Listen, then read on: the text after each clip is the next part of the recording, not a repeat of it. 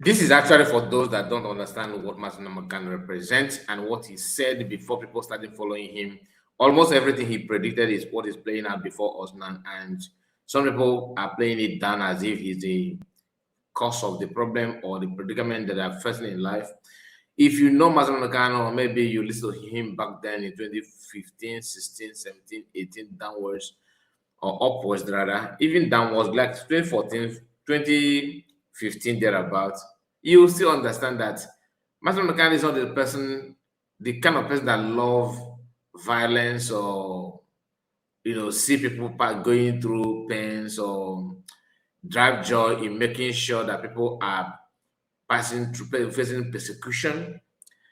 But it surprised me that these days some people are saying something that is not in order, like as if he's the reason why people are crying for bad governance and what is playing out now. So this is a man who came out and told us that a time will come when you'll be running helter skelter because of Fulani. A time will come when you will not like what you are seeing, that people are going to come after you if nothing is being done.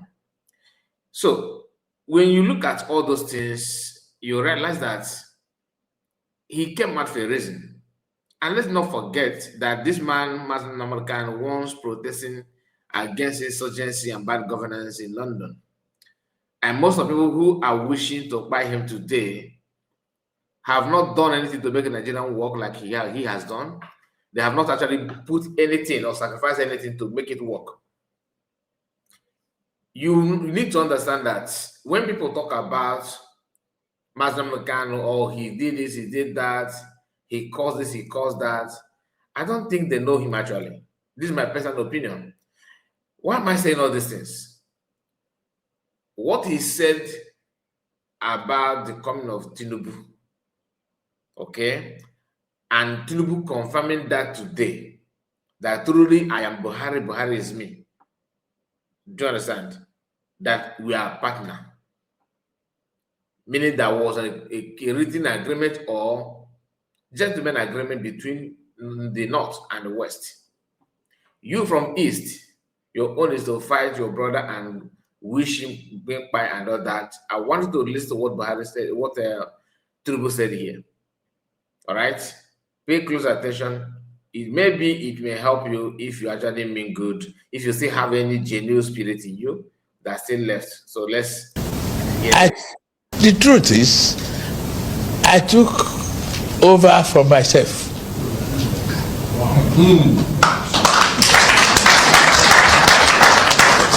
The late Buhari is me. He was a partner. And if I took over from him, is that not from myself?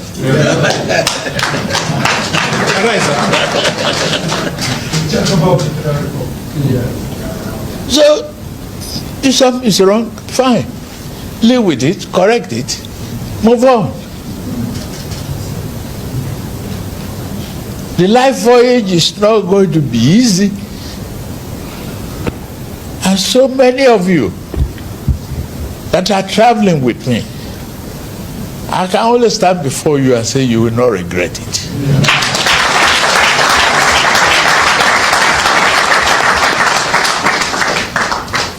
That is why we ask you to renew their hope.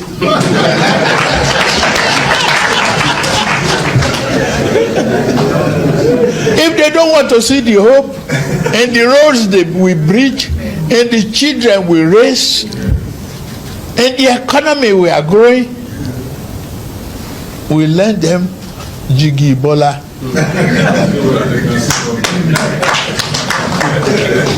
We give them eyeglasses.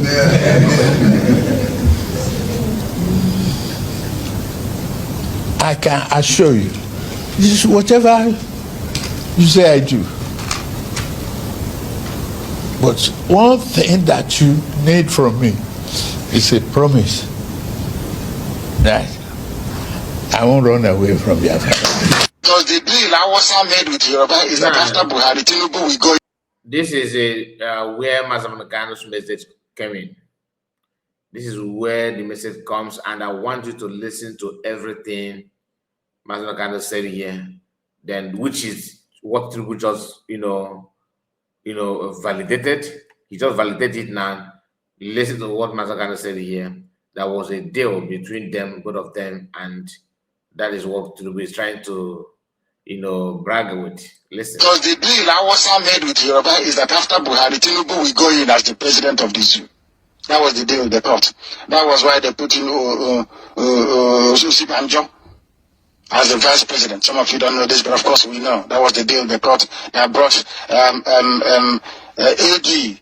Is it I don't know what their name is. It AD or ACN, the Yoruba Party and the Awasa Party of Congress for CCP or whatever it's called, together to form APC. That was the deal. Obasanjo will rule after Obasanjo, Yaradua, after Yaradua, then he comes back again, another Yoruba man. But unfortunately for them, there was Jonathan somewhere in the back door listening. Then death came, Yaradua died. A gentleman, I must say, although he ordered troops to go into Biafra to go and kill people in Ijoland. And then here we are today. The power has gone back to Awasa, Fulani, Islamic Boko Haram, and of course, he's coming back to Tinubu next. Some of you don't know, do you? But we are telling you in advance. So this deal started from the time of Yaradua. Not even it had been like that.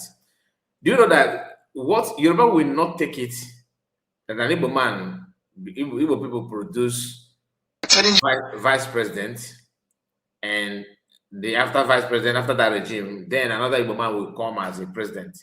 Whereas they have not tested, no tribe in Nigeria will take it, but Igbos are taking it. Then when you want to raise, raise a land for those of them that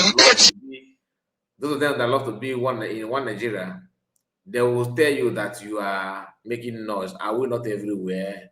I will. Some people are the.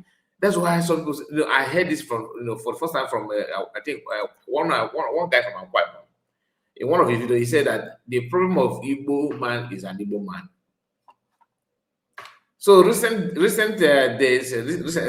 people are now saying that IPOB is the one that find people causing security in our land. Masakan is the one causing security in our land. All this nonsense started from a flow and jobless people in our land. If you watch our live broadcast earlier today, being this 23rd April 2026, you understand the one guy. You will remember the person that we discussed in that video. The guy that called himself, I think he said he's a traditionalist.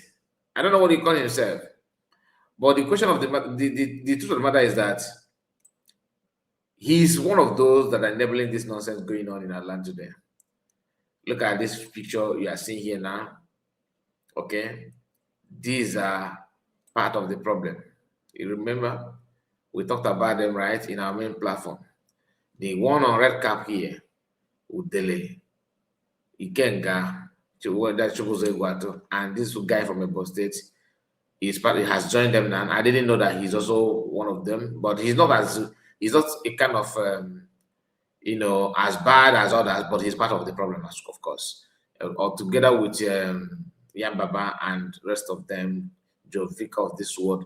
These names, I'm not saying you should stone them or buy them. What I'm saying, these are people that are actually voicing out, calling for Mazen Makana's head.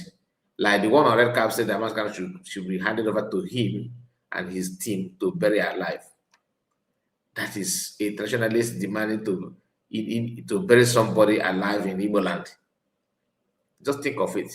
Now, I want you to, let's go back to reality, because one of our brother here, who actually happened that his own village knows or witnessed military presence, and he shared his story somehow by answering people who said, "Oh, why are you guys not in Nigerian military? The Igbos are not in Nigerian military and all that."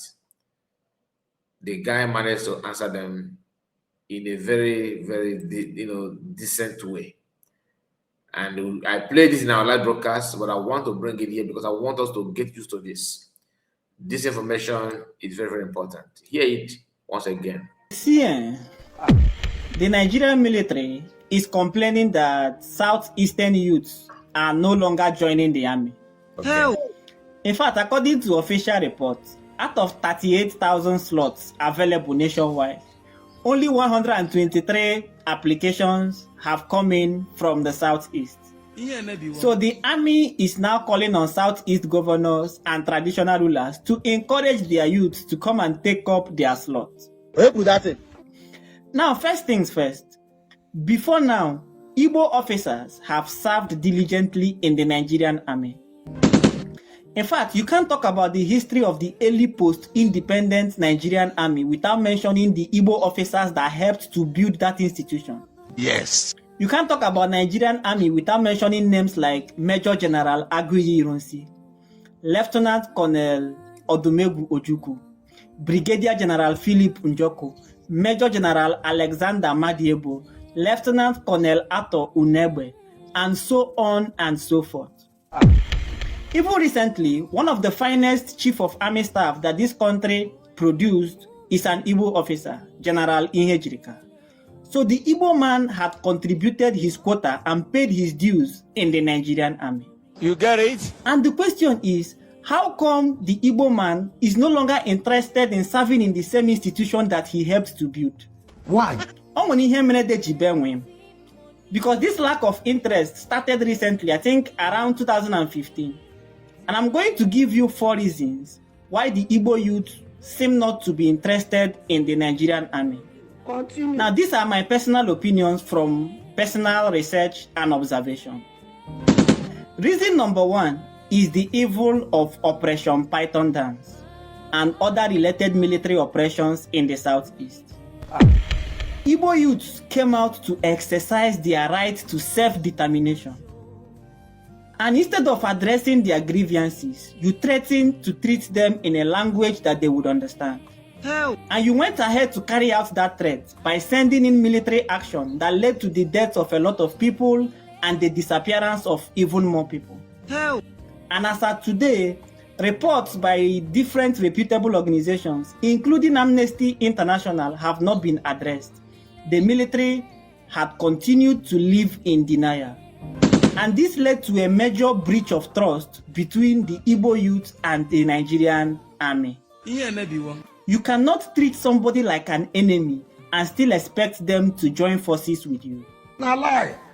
Reason number 2 is the treatment of Nnamdi Kanu. You might not like the young man. You might not like all of his approaches. But one thing you cannot deny is that the things he continued to talk about, the systematic marginalization he continued to complain on, are things that a lot of Igbo youths identified with. You get it? And the way he was treated, the military invasion of his residence that led to the death of his parents, the illegal extradition and the kidnapping from abroad, the imprisonment and all of that. That is God. And to think that there was nothing Nnamdi Kanu did that Sunday Igboho did not do more. But today, one is a campaign coordinator, one is languishing in prison. You cannot treat a people like second-hand citizens and expect them to make first-hand sacrifices. Reason number 3 is the destruction of homes and businesses in the Southeast by military retaliatory actions. Now, I'm not saying this based on reports I read somewhere. I witnessed these ones. Communities in my own local government were affected. Criminal elements will attack the army. Now, nobody is supporting the actions of these criminal elements, but after they must have attacked and gone their way, 2 or 3 days later, the military will return to the community where the attack happened and then unleash mayhem on the innocent community residents in retaliation for what criminals did. I am not here to analyze or to explain everything what he's saying. He's giving you information the way it is. Don't expect me to start analyzing it because I've discussed about this on a live broadcast. Not only that, these things should be something that you know. That when you hear them talking about parading some pictures, telling you that IPOB, listen. I'm not saying that nothing happened, like people who are agitating or Biafran Liberation Army, ESN, any group at all, that you will not see some people doing 1 or 2 things that are not in part of what the leaders instruct them to do, like Mazama Kanu, PM, Ekpa. It is possible. Even Nigerian Army, you think that Nigerian federal government, one of the things that they teach Nigerian police is to collect money in the checkpoint, like go to bus stop or mount checkpoint for you to escort money from citizens. Nobody will teach you that. But after all, they are doing it. Nigerian Army is doing that, and police are doing the same thing. Road safety, of course, they are doing the same thing. It's not part of the teachings, but you still have some element that may be doing that and doing this kind of thing that is not part of the, the templates that they're supposed to follow. The same thing applicable to every organization. But when an army officers begin to move their truck and bulldozer to people's residential home and begin to pull the house down, somebody will now snap the house and tell you that they serve them well. When they strike from, use airstrike from air or airspace and strike residential houses, people will tell you, they will blame it on the IPOB. That is height of it. So don't expect him to analyze what he's saying. He's actually trying to remind you what I believe that thousands or millions of people already know. And to even think that most of these criminals may not even be members of the community in question. And in as much as the military suffer more attack in other parts of the country, we don't see this type of reports. Hell. And most Igbo youth even ran away from their ancestral communities because of issues like this. And it is the same people you chased away from their ancestral communities that you are not calling to come and join your establishment. As how now? Not be juju be that. Now, reason number 4 is the fact that the government is not even showing enough commitment in winning the fight against insecurity. Nobody wants to be killed by people who will now end up being rehabilitated and tagged repentant. Photo. An Igbo man understands profit and loss. If the loss in the operation is way bigger than the potential profit, you count him out. You don't know.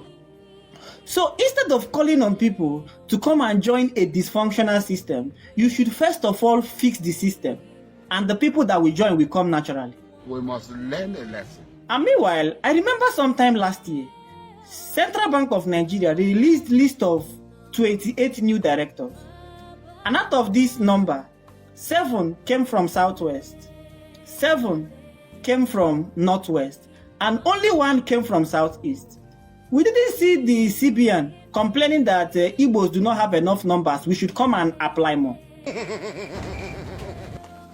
Recently, I have seen NNPC released list of directors, even Petroleum and Natural Gas Regulatory Agency, Pengasan. I hardly see Igbo names mentioned or involved. And NNPC never come out to tell us to come and join more, that we don't have enough numbers in NNPC. I've never seen NAFDAC come out to tell us that we don't have enough Igbos in the NAFDAC. Because if they come at me, I will apply. Because at least I have a biochemistry certificate. It would come in handy. This man! Onanim Borum, Banaga, Sabisa Forest. I go with you. Enjoy your weekend. So that is the message. As simple as that. Let me know what you think about it. Thank you so much and God bless you. Bye-bye for now.